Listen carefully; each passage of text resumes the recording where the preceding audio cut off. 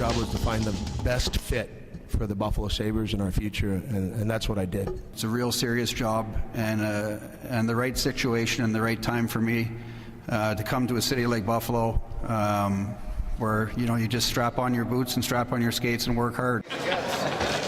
It's the announcement Sabres fans have been waiting for. There's a new general manager scouting for talent tonight. Tim Murray is taking over as GM after Darcy Regier was sent packing.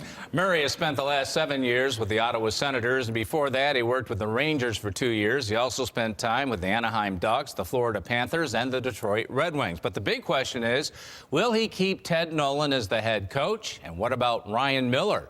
News 4's Steve Vesey is here with the latest details. Steve? Well, it doesn't look like it'll take long to get those answers. Murray says he considers himself somewhat aggressive. He's worked his whole life for this job, and he says he's ready to make an impact. I'm proud to announce our next general manager, Tim Murray.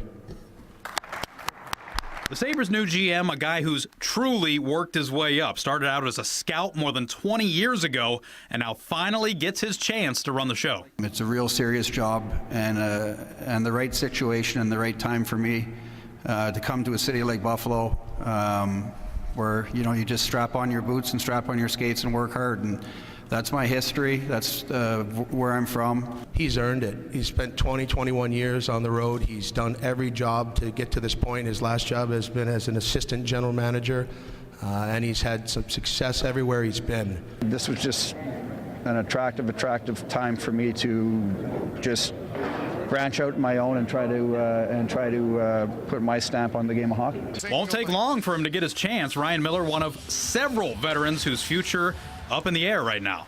This team's in last place right now. Everybody can be traded, and it has to make sense. And you just don't make trades for me to come in here and show you guys that I'm active and I think I'm smart. That's not the way to go about it. Murray says he wants to build through the draft, but also says there's a couple ways of doing that. Sabres have a lot of draft picks, and he's ready to make a deal. I think we have assets here, and when you have high picks, you can use the high picks and get top-end guys. You can, as I said, you can trade them, but there's decisions to be made here, and it's not a time to be sitting on the fence poster waffling. It's a time to be decisive and get at it. Doesn't have to wait long to see his new team in action. The Sabres play tonight at home against Florida. News 4's Lauren Brill live at First Niagara Center. Adds an extra layer of excitement out there, doesn't it? Steve, it definitely adds an extra layer of excitement.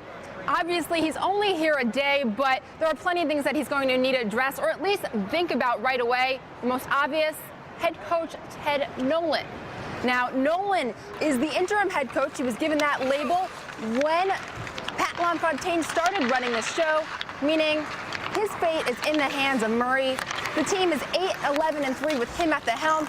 Keep in mind the team went a franchise worst, 4-15-1 under Ron Rolston. The team definitely looks better and a bit older under Nolan.